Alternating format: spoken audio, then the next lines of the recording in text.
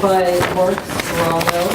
He is presenting from the Humorous Speaking Manual, and tonight he is being evaluated by John Coons. John, can you please enlighten us what Mark is supposed to do besides make us laugh? So, Mark's objective today was working on his basic manual number 6. Vocal variety is the objective to this, and it's a humorous speech. So we're going to be looking. Okay, pardon me. So it's from the manual. It's by progression, but it's following the form of the humorous speech. Okay, thank you. So we'll be looking for some of that, and looking to enjoy. Are you the evaluator? All the humor he has for us. Write your name on it. But I always enjoyed Mark's the extent of his vocabulary. I'm always writing down a lot of the words that he uses, so I can try and incorporate them into my own and use them to make me look as smart as he is. Besides making us laugh, what are some of the objectives, just so we can also evaluate him properly? Oh, so continuity and what was it? It was he said it, but it was another big C word. Consistency. Okay. Yeah. So All right. I'm sorry. Okay. That's fine. And it says here that the purpose of the project is for the speaker to present a 5 to 7 minute humorous speech. And the primary purpose is to entertain, while the secondary purpose is to make a point. And the speech should be based on one theme or subject, with all humorous stories and jokes and/or jokes related to that subject. And the humor should come from exaggeration. The speaker is to use body language and voice to enhance the speech. In addition to your oral evaluation, please give written responses to the questions below. So there's some questions that there. Okay. Should I read them out, or? If you think it would help us evaluate Mark. Well, it would help me evaluate. Okay, please. But it says here, what indicated to you that the audience was entertained? And we'll be looking for people rolling on the floor laughing. But what made the speech humorous? How well did the joke stories fit the theme of the speech? Did any of the stories' jokes seem awkward to you? Which ones and why? How did the speaker's body language and vocal variety add impact to the speech? How well did the speaker tie stories, jokes together? Were transitions smooth? And what could the speaker have done to improve the presentation? That's it. If everybody needs a copy of that, Okay. text it to you. Got All it. right, thank you. I'd like to introduce to you Mark Serrano, talking about who is that guy? Who is that guy? Mark Serrano.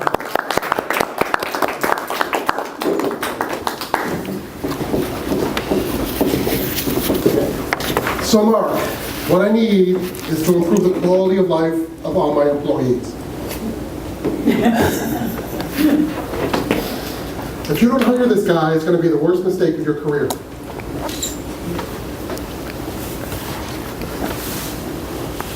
You're Mark Serrano.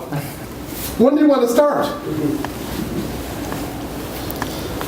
Madam Toastmaster, fellow Toastmasters, those were 3 statements which preceded 3 great jobs that I had in my long and disjointed career.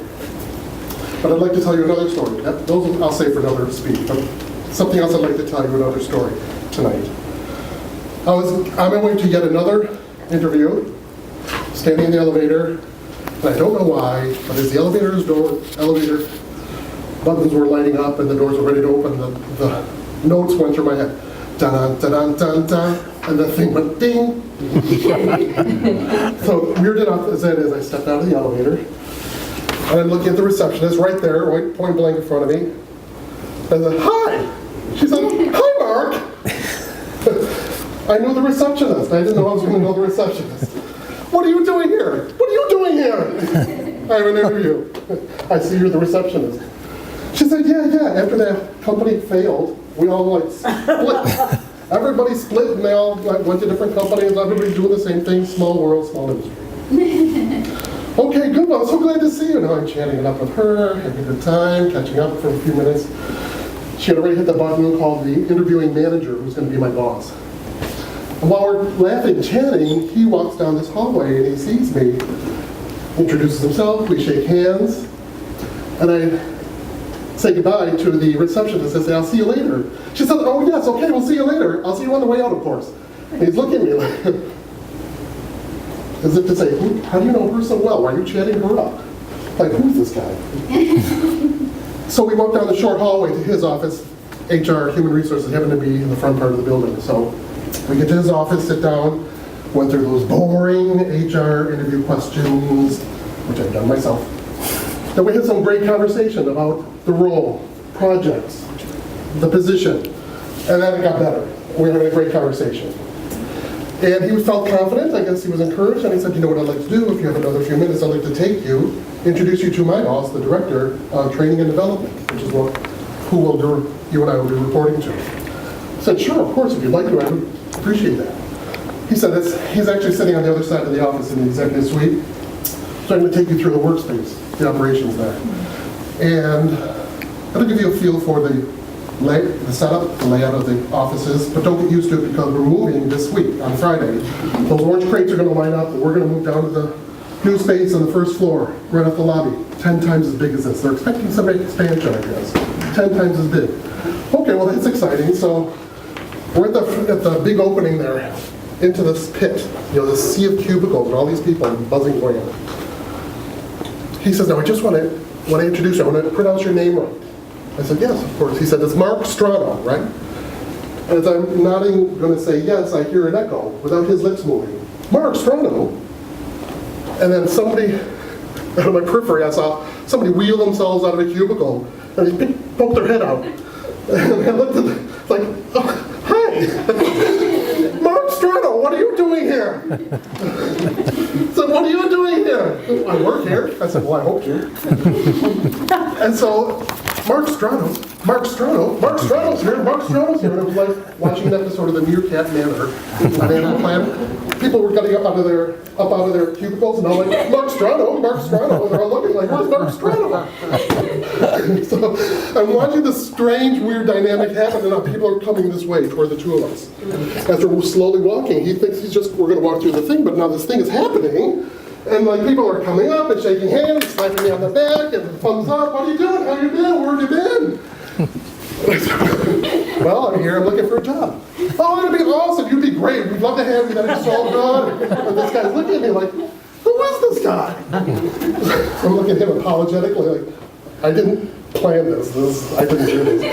And so I'm kind of like inched, like I'm trying to like break the dynamic and move, like we're going this way, right? Like, well, walk me through the office. And so we start walking. I said, I'll see you later. I hope. Maybe Monday. And he said, okay, yes, okay. So when he's trying to like talk about this department, that department, and it's really awkward, like really strange what just happened, like it's lingering in the space. We get to his boss's office, get in, sit down. He closes the door. He didn't say anything about this, but he introduces me to the director. Very professional. We hit it off right away. Had a great conversation. No stupid HR interview questions. It was great. Talked about projects, the future, plans, and things like that. It went really well. Mark, if you have another minute or so, I'd like to walk you down the hall in the executive suite here to one of the offices and introduce you. I think this is going well. I just think maybe nice to introduce you to him. Maybe you get a feel for how friendly we are. I said, well, sure, I'll just follow you. So he gets up on his desk. The three of us leave, go down the end of this long hallway. And I'm standing there like at the jamb of the door, and the two of them were like piggybacking, looking into this person's office. Mm-hmm. And as he greets the guy, he says, hey, Pat, you got a second? I'm looking over my shoulder to the nameplate on the wall, and I'm like, Pat, president. Okay, and then he says, yes, Pat, this is Mark Strano. I step into the doorway, and I see Pat going over another job. He slams his hands on the desk. Mark Strano, how are you? And he gets up and he walks around his desk, and he walks 15 paces, and he comes and shakes my hand. How are you? How have you been? And these two guys are looking at each other like, who is this guy? He says, I'm good, Pat. I'm so glad to see you. This is great where you landed. You're doing really well. Good. Congratulations on the president job. He said, yeah, we're doing pretty well. We're growing, expanding. You're arriving just in time. We really need you. Well, that'd be great. Can you tell these guys? That'd be great to tell these guys. He said, well, however it turns out, I would love to be working with you again. It would be a real pleasure. I think you'd offer us a lot.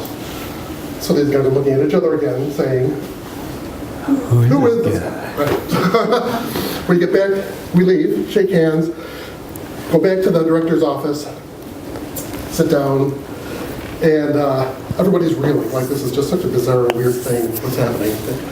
And the director says, well, that went well. I said, when do you want to start? And so I leave you fellow Toastmasters with a quote from William James, which says, act as if what you do makes a difference. It does.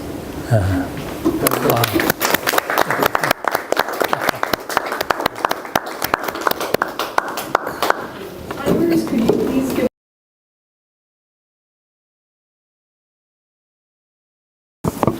evaluator for tonight is John Coons, who will be evaluating Mark Strono. Who's that?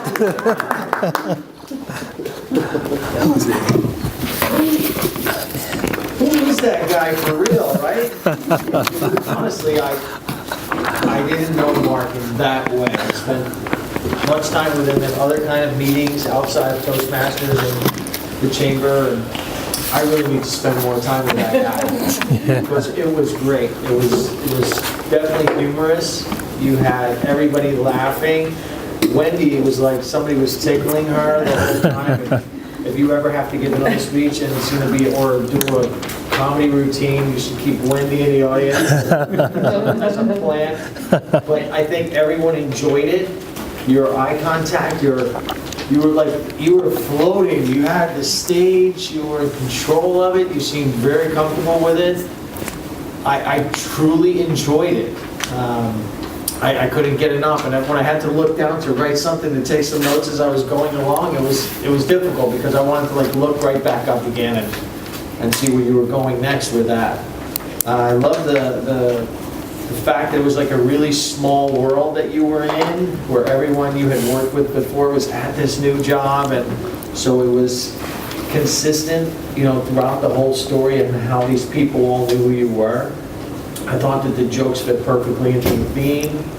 You were, again, very comfortable in the space, and honestly, I'm not sure what you could have done differently to make that better. I thought it was a fabulous speech, and I really hope to hear something like that from you again.